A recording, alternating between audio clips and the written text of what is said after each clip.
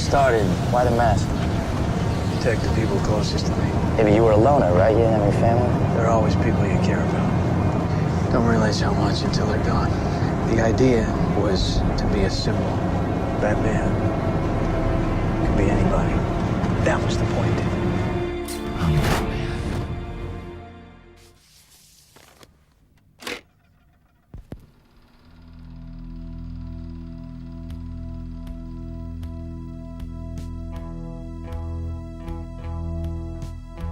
Welcome to the Hollywood Gauntlet. To be honest, we only go into a film if we know that we've got a story to tell, and we really felt like we needed to finish the story and put it together as one piece of work, one trilogy. And so we felt very strongly going into it that we had a story to tell, and that's the thing you really need. He's obsessed. He has a great deal of burden on him, a great burden of guilt. I didn't think so much of an obligation to the franchise as to the character. He's a beloved, enduring American icon. And a great thirst for revenge as well. You know, I see him as being a very dark and as the Batman, and I kind of like calling him a creature, that he's virtually demonic, you know, in his rage. My primary obligation was to look at the history of that character, 66 years of that history, and draw from that, distill from that the essence of what makes that legend. But with the great philanthropy of his father, you know, talking in his ear all the time, reining him in, stopping him from going too far and becoming a force of great destruction. What I wanted to do was do something that I'd never seen before, which is to take on this superhero story. And he's a superhero who has no superpowers. It's not Batman #5. It's the Genesis story. We were reinventing the whole law. He is just a man with incredible self-discipline and dedication. And then that leads me to think that you can tell the story in a realistic fashion. You can ground it with the textures and so forth of the real world, and in that way, hopefully, really take the audience on this journey with this character as he becomes Batman. The year was 1939. Artist Bob Kane and writer Bill Finger submitted to Detective Comics a new crime-fighting character, a man without superpowers, but with his mastery of science, detection, technology, martial arts, intellect, intimidation, physical prowess, and detective skills, the Batman was born.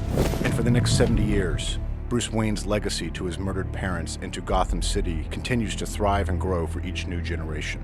He's been called the Caped Crusader, the world's greatest detective, and the Dark Knight. But the Batman's caretakers have continued to create new challenges in both the pages of comics and on the television and silver screen, keeping the adventures of Gotham's Knight alive in the 21st century.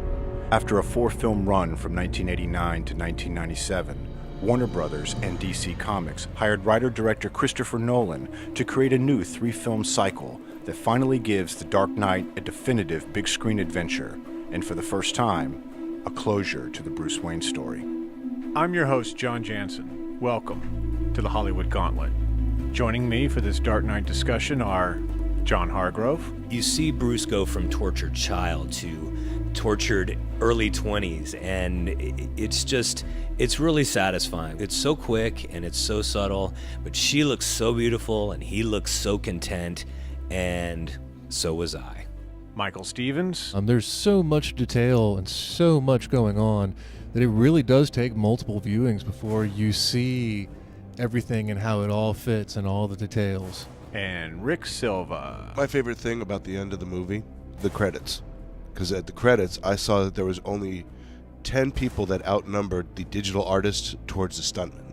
There was over 200 stuntmen in this movie, which was absolutely all on the screen. You could tell it was real people doing everything. The year is 2012. After the journey that began in the year 2005, continued in 2008, it is now complete. Bruce Wayne is dead. And now we have The Dark Knight Rises. Let's not stand on ceremony here, Mr. Wayne. I think the third film harkens back to Begins quite a bit, and having seen Begins just a few hours earlier really made that even more pronounced. It was one of the things I was not expecting when I saw the film, is that it would be so much of a companion piece to Batman Begins, in many ways paced very similar to Batman Begins in terms of how long it would wait to bring out Batman. Oh boy, you are in for a show tonight, son. This whole film seems like it is Dark Knight Rises, but it's also the Dark Knight plants his seed for future generations of Gotham to go on without him.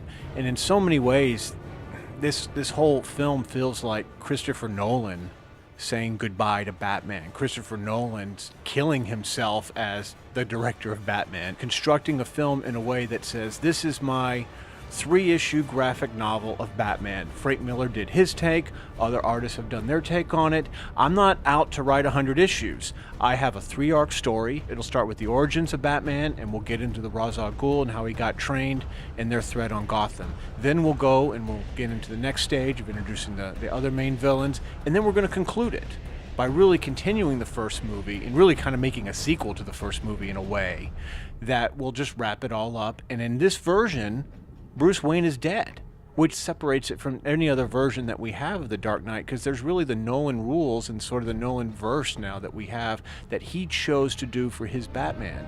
And every incarnation of Batman is worth mentioning for this, because, I mean, even starting back in the early black and white serials, going...